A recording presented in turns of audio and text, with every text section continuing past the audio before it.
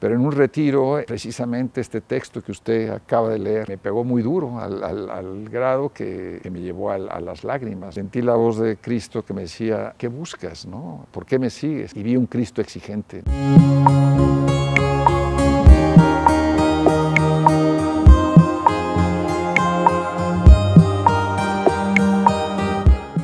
Dice la palabra del Señor en el Evangelio de San Juan, en el capítulo 1, versículo 35. Al día siguiente, Juan se encontraba de nuevo allí con 2 de sus discípulos. Fijándose en Jesús que pasaba, dice, «He ahí el Cordero de Dios». Los 2 discípulos lo oyeron hablar así y siguieron a Jesús. Jesús se volvió y al ver que lo seguían, les dice, «¿Qué buscan?». Ellos le respondieron, «Rabí», que quiere decir maestro. «¿Dónde vives?». Le respondió, «Vengan y lo verán». Fueron pues, vieron dónde vivía y se quedaron con él aquel día. Eran más o menos las 4 de la tarde. Hermanos y hermanas, bienvenidos a una edición más de Vidas que dan fruto. Soy el Padre Bernardo Moncada, el primer sacerdote youtuber de la Iglesia Católica, y hoy les traigo un testimonio impresionante. Está conmigo Antonio Peláez.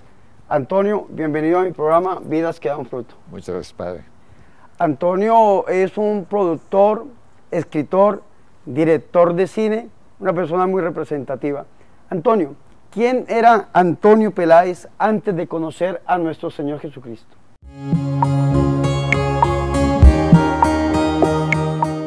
Bueno, pues yo creo que era el tercero de 4 hermanos, con una familia pues muy unida, muy feliz. Mi niñez es algo maravilloso que recuerdo y agradezco a Dios, pero giraba en torno de pues, las actividades y reuniones de mis padres, muchos primos, mis hermanos, viajábamos mucho, porque mi papá tenía un negocio de importación de vinos, él era español, y de hecho vivimos temporadas largas en España. Él era de Santander, y se puede decir que hasta ese momento mi vida era maravillosa. Preparándome para la primera comunión, junto con mi hermano, Luis Miguel, yo era muy aficionado, y sigo siendo, pero en aquel entonces como niño era muy aficionado al Real Madrid, y mi mamá quería que compráramos nuestros trajes de primera comunión en Madrid, porque en Santander pues no había muchas opciones. Yo quería de general y ella quería que tuviera un hábito de franciscano. Ni ella ni yo, en realidad fue dominico el traje de primera comunión, que era blanco, y fuimos a Madrid a ver un partido de fútbol entre el Racing de Santander, que era donde nosotros vivíamos, y el Real Madrid. De regreso a Santander, en la carretera, tuvimos un accidente y íbamos mis 4 hermanos, mi papá y mi mamá murió, falleció, días antes de yo hacer la primera comunión. Y eso pues me impactó muchísimo, como cualquier hijo que pierde a su madre en una forma trágica. Pero yo había estado preparándome con mucha ilusión para la primera comunión, y Dios, y sobre todo siento yo que la Virgen María me hizo compañía de una forma muy especial, ¿no? Y sentía yo que me decía, tu mamá está en el cielo, pero yo voy a estar siempre contigo. Y desde entonces pues ha estado siempre conmigo, ¿no? Alguien muy cercano a mí es a la Virgen María, y le agradezco todos los días esa cercanía. Crecimos, regresamos a México. En México mi papá se dedicó a nosotros al 100. Era un hombre de familia que da mucho valor a la unión de los hijos. Un hombre del cual yo pues he querido seguir su ejemplo, de su sencillez de tratar a las personas. un hombre muy querido, y me di cuenta de eso cuando él murió también, la cantidad de gente que lo quería, que yo no me había dado cuenta, ¿no? Y de hecho yo conocí a Laura, mi esposa,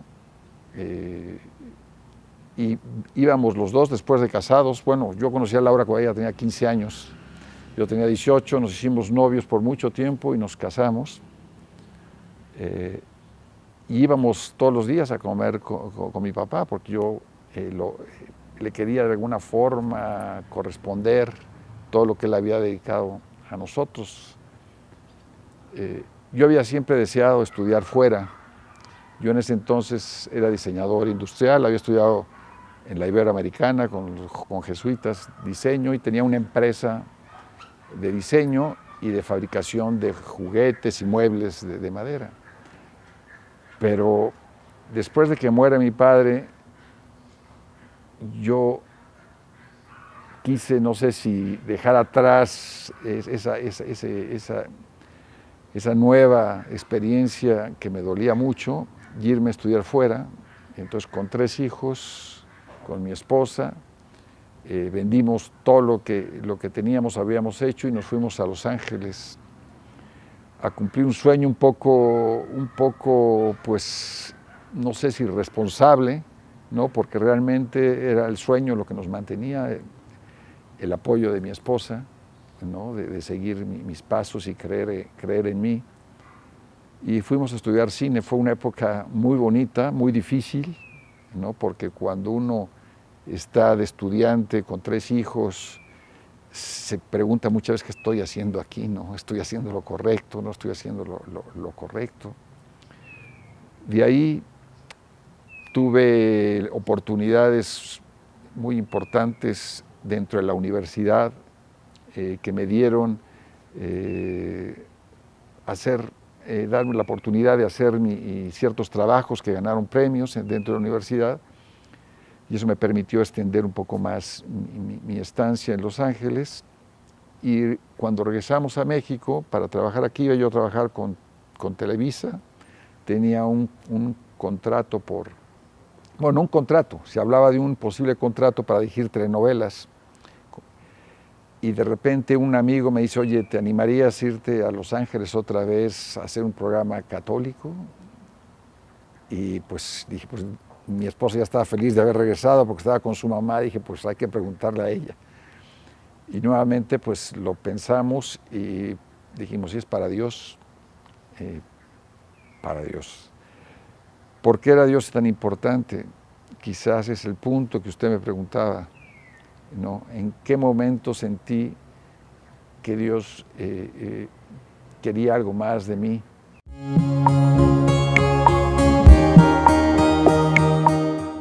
Aunque yo me sentía cerca, siempre había sido un Dios que yo acomodaba a mis gustos, nunca me faltó nada, siempre he sido feliz, he tenido muchas cosas, no tengo nada que quejarme, ¿no?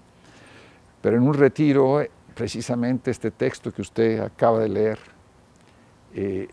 me pegó muy duro, al grado que me llevó a las lágrimas, ¿no? Y sentí la voz de Cristo que me decía, ¿qué buscas, no? ¿Por qué me sigues? ¿No? Y vi un Cristo exigente, ¿no? Un Cristo que si lo buscas, le tienes que dar respuestas, ¿no? Un Cristo que te obliga a contestar la pregunta que en alguna ocasión le hizo a sus amigos más cercanos: ¿y ustedes quién piensan que soy yo? ¿No? Y desde entonces pues traté de acercarme, me involucré mucho en el movimiento del Regnum Christi con los sacerdotes legionarios. Ellos me dieron una formación maravillosa y muchos apoyos, una cercanía, pues dirección espiritual, en fin, y fui creciendo en el conocimiento de Dios, y cuando uno conoce a Dios, pues lo va amando más, ¿no? Se puede decir que ese es el punto que me hizo pues conocer más a Jesucristo, ¿no? Pero entonces usted recibe la invitación de devolverse a Los Ángeles, California, después de estar viviendo en Guadalajara, y se devuelve otra vez para allá, para Estados Unidos. Sí, de hecho yo vivía en la Ciudad de México, o sea, en México era donde había yo recibido, y Cuando nos volvemos a la ciudad a Estados Unidos, porque este grupo de amigos que tenían la misma inquietud que yo de evangelizar a través de los medios, pues yo era el único que sabía de cine, yo había estudiado cine, entonces ellos tenían todo, ellos habían hecho congresos, el primer congreso de la familia en Acapulco con la Madre Teresa, ellos lo organizaron, y entonces nos volvimos, pero no teníamos nada claro. Le comentaba hace un momento que nuestra única referencia era la Madre Angélica, entonces fuimos a preguntarle que cómo hacíamos para hacer un programa católico, y ella en su sencillez nos enseñó en aquel entonces unas antenas gigantescas que entraban. Dice, mira, dice, para mí esto es un milagro, yo tenía una madre enferma y le prometí a Dios, no sé por qué, que si se curaba yo lo iba a tratar de promocionar de la forma más efectiva que yo pudiera. Y se me vino a la mente los medios de comunicación. Dice, no sé ni cómo, no teníamos ni recursos, ni conocimientos de televisión, no teníamos nada, éramos unas monjitas de un convento, pero Dios me dio la gracia y a los pocos meses, y esto me lo dijo una persona que trabajaba con él, dice, a los pocos semanas nos llamaron y empezaron a entrar antenas gigantes ahí al convento de Birmingham, y ya en ese entonces pues era una estación muy vista, ¿no? Y muy reconocida. EWTN, ¿no? EWTN, sí, de la Madre Angélica. Pues de ahí también, circunstancialmente, nos llegó una llamada de una persona que estaba queriendo con la Madre Angélica también hacer algo en Estados Unidos, en los medios de comunicación, con mensaje católico, y se hizo este enlace ahí precisamente con la Madre Angélica, y regresamos a México a hacer un piloto de televisión, junto con otros más, y se nos dio el proyecto de hacer un programa diario de 2 horas en español para la gente de habla hispana de los Estados Unidos. Duró con mucho éxito el programa porque tuvo un rating tremendo, pero siempre hay ataques a las cosas de Dios y hubo un problema muy serio entre los socios del canal, ¿no? Porque dudaron que se estaba invirtiendo mucho dinero y perdiendo mucho dinero en hacer esto, y los 2 socios de esta persona lo demandaron y dijeron que él tenía una fundación que se llamaba la Fundación de Ramsey, y era la fundación que más ayudaba a la Madre Teresa en India.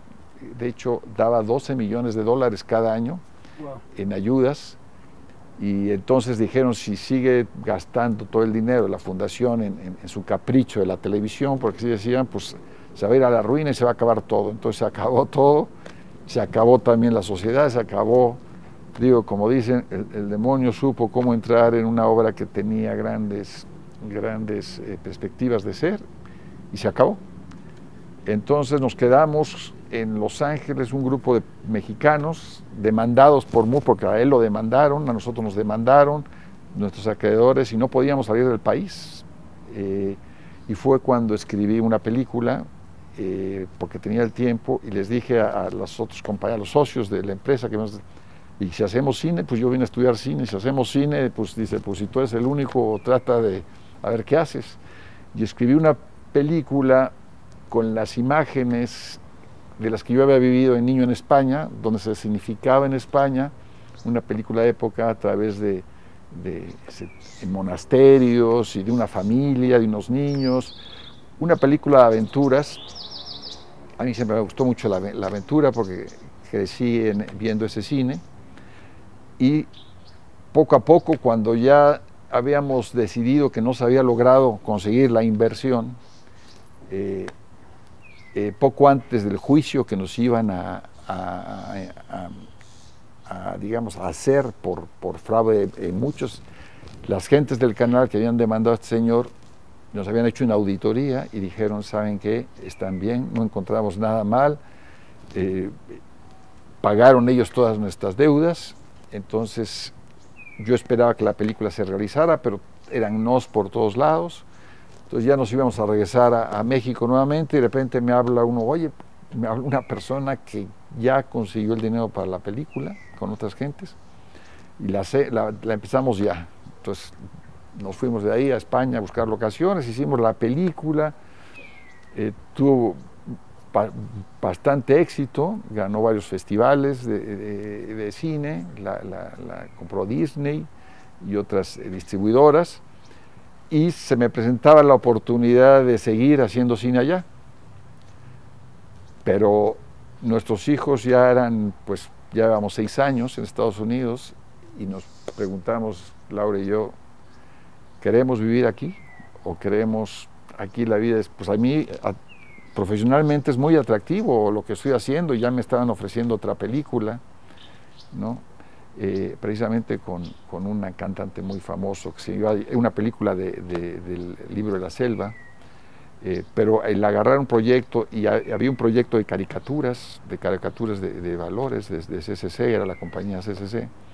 Entonces, pero Laura y yo dijimos, ¿sabes qué? La familia queremos que nuestros hijos crezcan con primos, y aquí estamos solos y nuestra cultura es diferente. Y nos regresamos y ya no quisimos ir a la Ciudad de México y vinimos a Guadalajara a empezar de cero algo muy difícil, ¿no? En aquel entonces el cine no había gran cosa, y empezamos a hacer comerciales y empezamos a hacer promocionales, y entre ellos agarramos unas gentes muy relacionadas con el cine, les hacíamos nosotros sus proyectos, que eran los dueños de Cinépolis, de una cadena muy grande de cine. Hicimos gran amistad, de hecho todavía siento que tenemos gran amistad con ellos, aunque nos vemos ya prácticamente no nos vemos, pero nos consideramos amigos, al menos eso pienso, ¿no? Y entonces junto con ellos hicimos una película que se llamó Cuando las cosas suceden. Cuando las cosas suceden. Cuando las cosas suceden, se llamaba la película, y es también con valores de la familia y del perdón. Esta es una película pues hay balazos, hay de todo, pero el mensaje principal estuvo nominada a Diosas de Plata por la actriz, fue la revelación joven, porque es una niña también, y la canción ganó la mejor canción, la Diosa de Plata. Y de ahí pues seguimos buscando y conocimos la historia de José Sánchez del Río y nos impactó. Dijimos, es que tiene todos los elementos para llevarlo al cine. Pero se nos presentaron muchas dificultades y de repente apareció la Virgen de Guadalupe, y donde aparece la Virgen, pues todo lo demás se hace a un lado. Amén. Y conocimos una persona que nos planteó el acontecimiento guadalupano de una forma tan especial y tan desconocida, porque todo el mundo conocemos a la Virgen de Guadalupe por el ayate, por el mensaje y el códice que dejó en el manto, y porque son cosas inexplicables lo que sucede ahí, ¿no? Y la fe que ha creado en México, en Latinoamérica y en todo el mundo, ¿no? Pero nos platicó, estas personas habían estudiado mucho porque eran los encargados por parte de Roma de estudiar la canonización de Juan Diego. Entonces, hablando con ellos, nos explicaron por qué se había aparecido la Virgen en México, o qué es lo que... Y eso nos entusiasmó, y dijimos, tenemos que hacer esa película antes que nada. La gente tiene que conocer esta historia tan conocida, pero tan desconocida al mismo tiempo. E hicimos el proyecto que se llama 1531, porque fue el año en que se aparece en el Tepeyac la Virgen de Guadalupe, y fue una especie de documental, porque decíamos, no podemos hacer una película con tanta información real. Fue una especie de documental, pero para hacerla más accesible a la gente, nos transportamos a la época, y los protagonistas de la historia son los que narran, ¿no?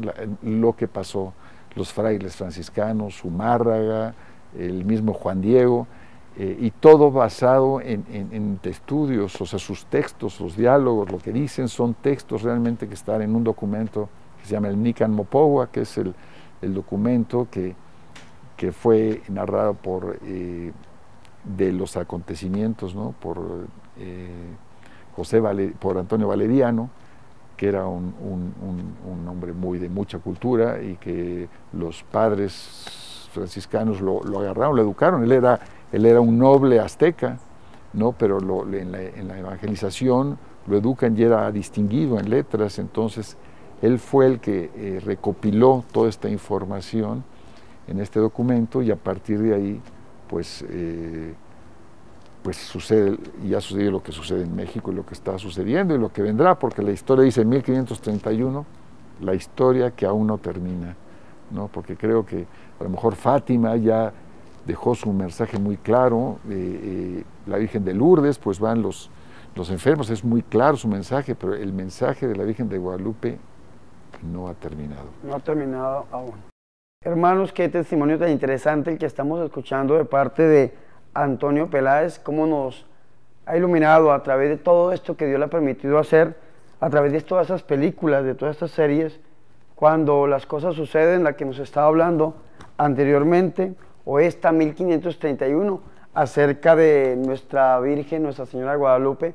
Pero hay un proyecto nuevo que se está forjando, que está creciendo día a día, y se llama Mirando al Cielo, y tiene que ver, o basado en la vida de José Sánchez del Río, o San José Sánchez del Río. Antonio Peláez, ¿qué nos puede usted contar acerca de este gran proyecto que viene?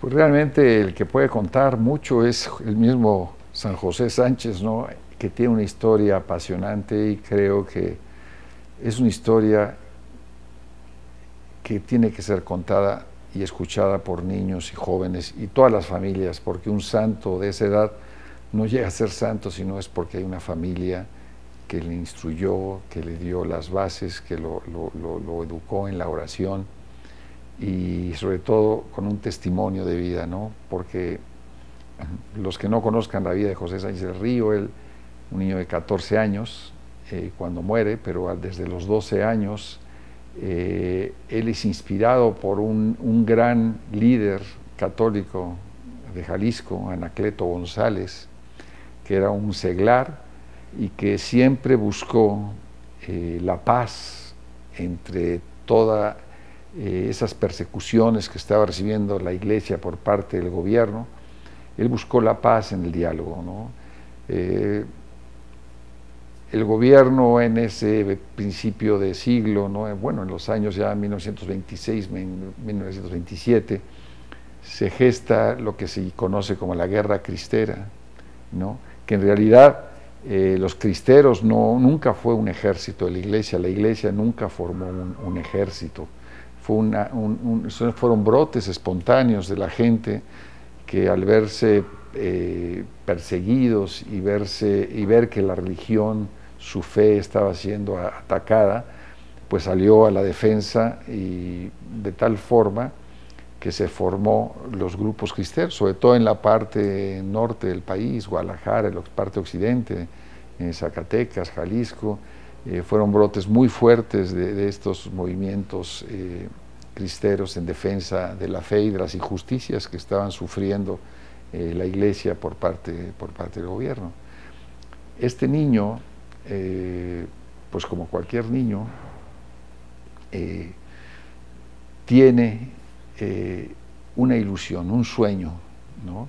Quizás muchos niños, igual que él en la escuela, igual que él, soñaban con tener un caballo más grande o tener un rancho más bonito, no lo sé, pero José, viniendo de una familia de abolengo, de Zaguayo, Michoacán, ¿no? Donde su padre era ganadero y hacendado, y de una familia con varios hijos, él era el cuarto hijo, ¿no? Varón, recibe este sueño, pues yo creo que por la piedad que vivía en su casa, ¿no? Y era ir al cielo, ¿no? Ir al cielo. Él le creyó a Dios. Muchos de nosotros no le creemos a Dios, que nos promete algo maravilloso después de la vida. José sí le creyó, y le creyó de tal forma que vivió y murió por ese sueño, ¿no?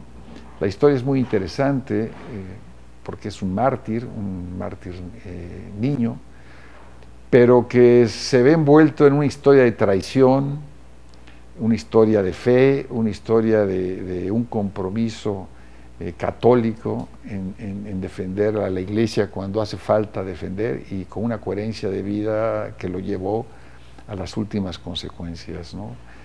Él decía que la historia es muy interesante porque resulta que el padrino de primera comunión de José era en ese momento de persecución el diputado federal del pueblo.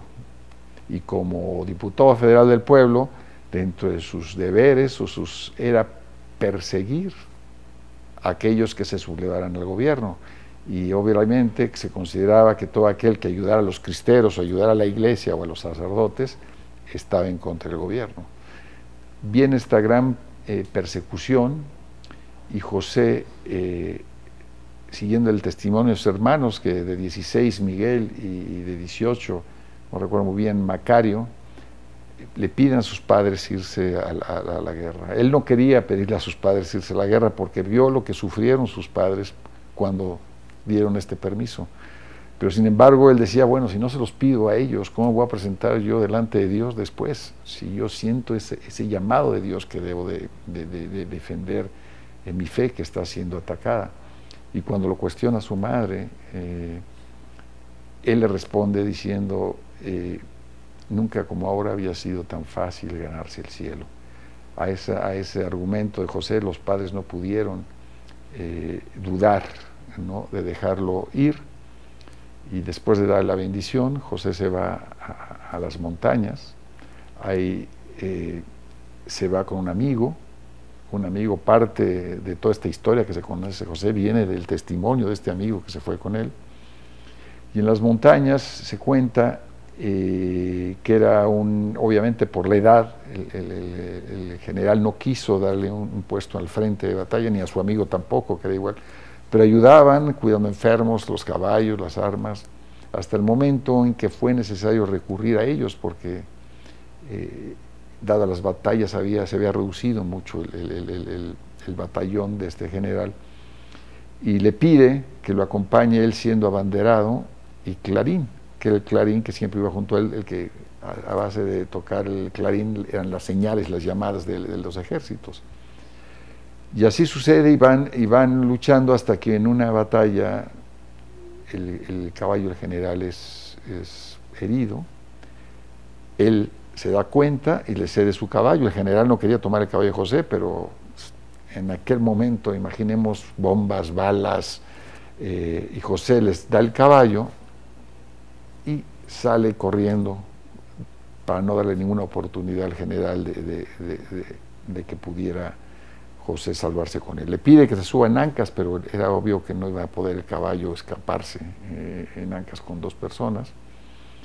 Y José le dice, usted es más importante, yo soy un niño, no me van a hacer nada, o sea que váyase usted y regrese luego por mí. En ese momento pues es capturado José y llevado a un calabozo. Antes lo tratan de fusilar junto con un niño con rasgos indígenas que también encuentran. Incluso los federales hacen burla de que ya los cristeros están luchando con niños, que no son hombres para luchar con hombres, sino con niños. Y se salva porque uno de los generales, uno de los soldados del pelotón de fusilamiento no se animó a disparar por ver que eran unos niños, y se decide llevarlos a Zaguayo, a su pueblo natal, cosa que fue lo peor que le pudo pasar a su padrino, porque él era ahora el responsable de la vida de su padrino. Se dice que existía un gran cariño entre los dos. De hecho, yo hago la comparación con Pilatos, comentaba, porque si vemos en ese momento Pilatos, que trabajaba en el gobierno en tiempos de Jesús, no debería, por salvar a Jesús, porque lo quiso salvar de alguna forma, Jesús no debería haber sido ni golpeado, ni con corona de espinas, ni sufrir el tormento que sufrió, y ni siquiera lo salvó, ¿no? Algo con el padrino de José fue lo mismo. Él quería salvar al niño y lo llevó al extremo. El niño nunca cedió, y es más, lo ponía ante los ojos de los demás, que el padrino no podía controlar a su ahijado de gritar viva Cristo Rey en todo momento, desde la prisión. A él lo encarcelan en donde fue bautizado, ¿no?, en la iglesia de Santiago, Y ahí vive unos momentos, pues sus últimos momentos de vida, hasta que fue llevado al mesón con las órdenes de que lo hicieran apostatar de su fe a toda costa, que si tenían que torturarlo, lo torturaran, pero que ese niño tenía que gritar y que todo el pueblo se enterara que había renunciado a su fe, ¿no? Se sigue al pie de la letra este hecho, creyéndose que iba a ceder por ser un niño y estar frente a este tormento.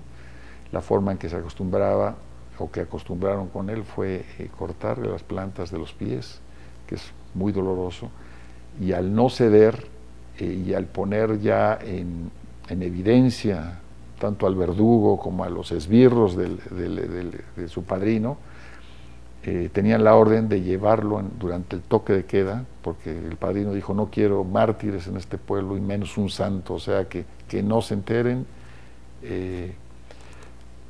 Horas antes el padre de José fue a abogar por él cuando se enteró, y Picasso, que era su compadre, le pide 5,000 pesos en oro, que para sobornar al general de gobierno, que era el que podía dar la orden de la liberación. El padre le dice: no tengo esa cantidad, pero si me esperas voy a conseguirlo a Guadalajara. El padre tenía propiedades y se va a Guadalajara a conseguir este dinero. Pero el padrino no lo espera y decide, le meten el miedo de que dicen que si el presidente Calles, que era el presidente de la República en ese momento, o sus allegados se enteran que tiene a un cristero ahí en la prisión nomás por ser su padrino, que le iba a causar muchos problemas. Entonces él dice: yo quiero acabar con esto. Hacen esta tortura y lo llevan aún más con la esperanza de que desista. Lo llevan caminando con los pies pues destrozados hasta el cementerio, ¿no? Que sería como 1,5 kilómetros, 2 kilómetros, no sé. Creo que usted, padre, lo recorrieron precisamente esta mañana, ese lugar. Y ahí todavía tratan de hacerlo reaccionar, lo torturan más. Durante el camino pues iba gritando: viva Cristo Rey, Santa María de Guadalupe, que era el grito de los cristeros en ese momento. Y se dice que hasta el final perdonó a los verdugos y entregó su vida, ¿no?, delante del enterrador y de las pocas gentes que estaban ahí esperando a su muerte, ¿no? Pues esta es una historia que no ha quedado ahí, ha crecido y sigue creciendo en muchas partes, y que se va a dar a conocer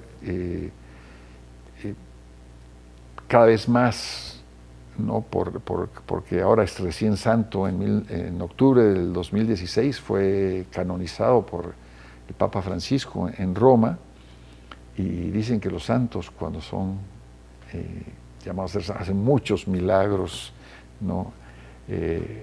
Bueno, esa es una cuestión popular. Yo creo que siempre harán milagros, ¿no? Pero nosotros hemos tenido oportunidad en este trabajo de hacer la película, de estar cerca de mucha gente que se dice haber tenido el milagro de este niño, y nos los dicen con lágrimas en los ojos.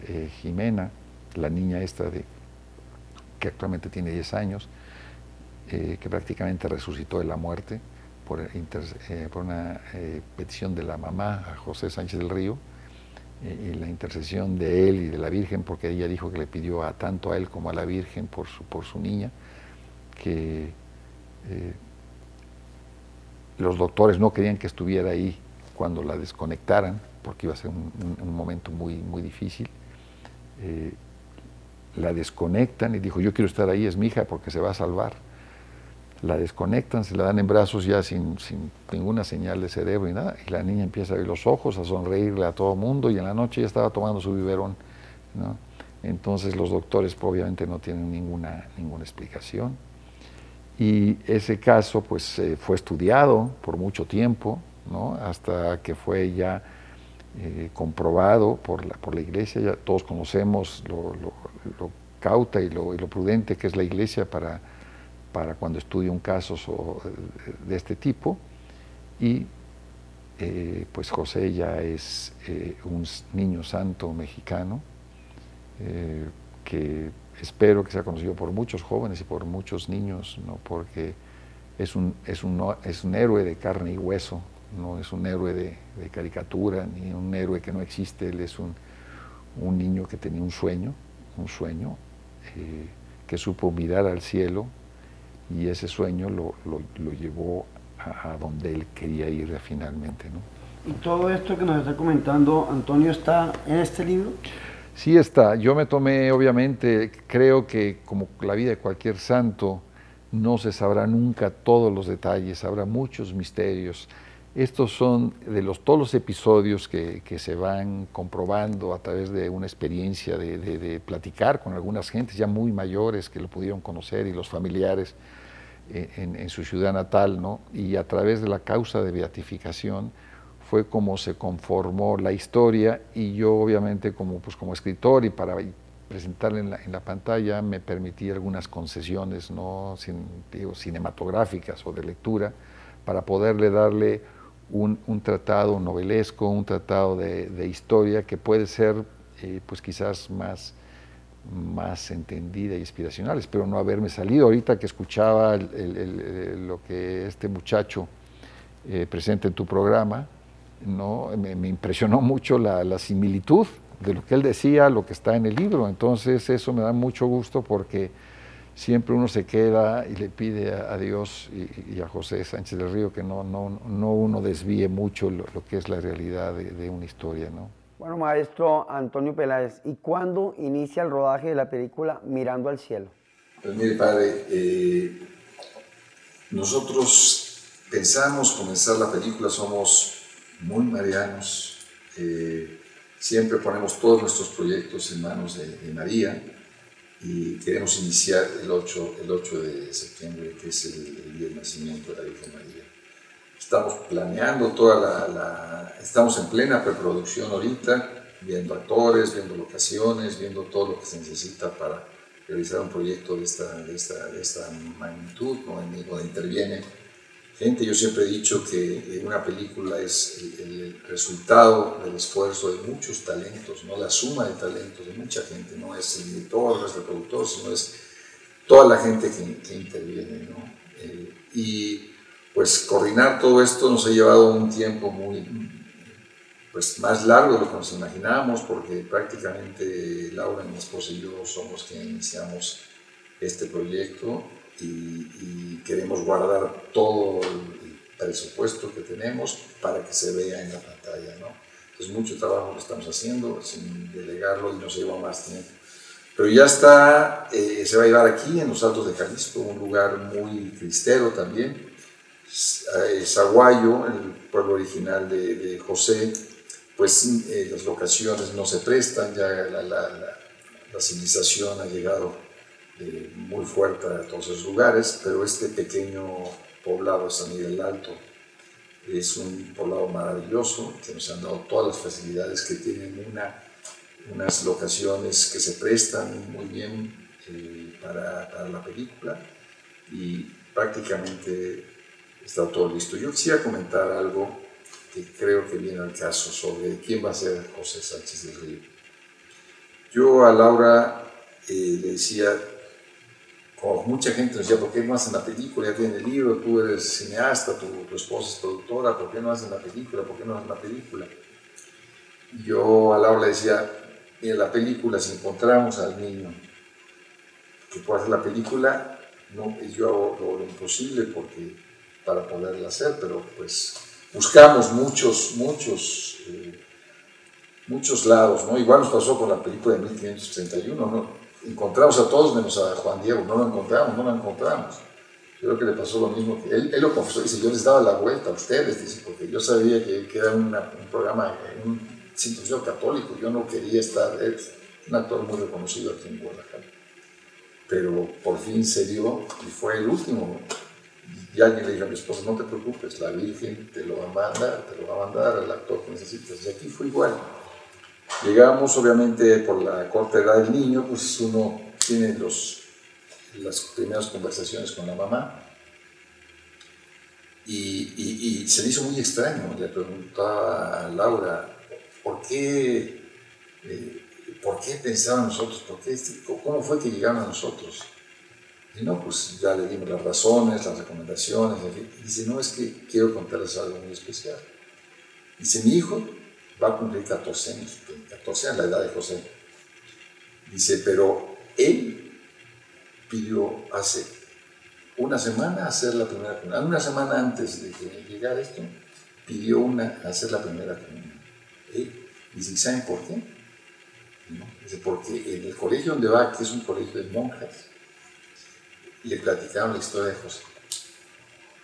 Y dijo, quiero hacer la primera comunión. Dice, y a la semana nos hablan ustedes y nos dicen que si le gustaría a Julián, se llama Julián, ser José, porque físicamente es muy similar, ¿no? Pero nunca sabíamos y buscamos un niño actor, pero no sabíamos este antecedente que me fascina. O sea, me fascina porque de alguna forma nos hemos rodeado de gente que está convencida del proyecto, que sabemos que aparte de su talento va a poner oración en el proyecto, que va a rezar por el proyecto.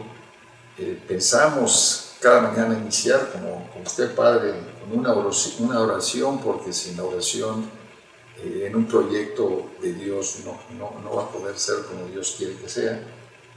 Y quería nada más participarles que cuando vean a José en la pantalla, que ojalá sea mucha gente la que pueda llegar a ver este proyecto, que llegue primero, antes que nada, a buen término, que sepan que es un niño que también se convenció y está convencido de su religión, de su fe y que le está creyendo a Dios, ¿no? Antonio Peláez, qué interesante es escucharlo a usted, todos estos proyectos en Dios, que yo sé que van a llegar a un feliz término, porque todo lo que se inicia a través del corazón de la Virgen María siempre llega a un feliz término. Yo lo felicito por todos estos proyectos tan bonitos y le agradezco su caridad para conmigo al hacer parte también de este programa Vidas que dan fruto. Antonio, muchas gracias por aceptarme esta invitación al programa Vidas que dan fruto. Padre, pues realmente el agradecido soy yo, y si me permite, me gustaría mucho si me pudiera dar la bendición y también una bendición para el proyecto. Se lo voy a agradecer mucho si usted tiene la bondad de darme su bendición. Claro que sí, Antonio. Que Dios te bendiga, que la Virgen María te acompañe siempre. Y como dice el Salmo 37:4, ama al Señor con ternura y Él te dará los deseos más íntimos de tu corazón. Que Dios lleve a un feliz término eso que Él mismo ha puesto en su corazón, de dar a conocer la vida de este grande santo, San José Sánchez del Río.